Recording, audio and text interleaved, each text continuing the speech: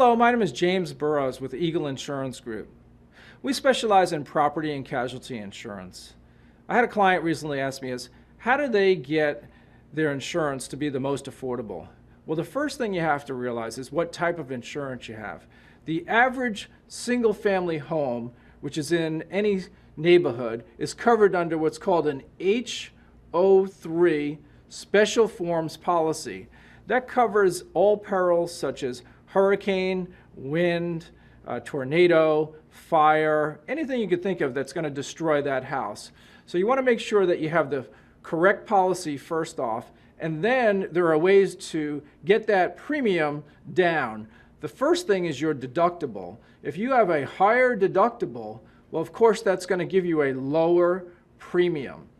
So if you take that deductible and you change it maybe from $1,000 to $2,500, well, of course, you're going to save money on your insurance. Another thing that you can do is have an analysis done on the replacement value. And a lot of times you can get an independent inspector to come out and do an insurance valuation on the dwelling value and possibly lower it, let's just say from $100,000 to maybe $70,000 in dwelling value.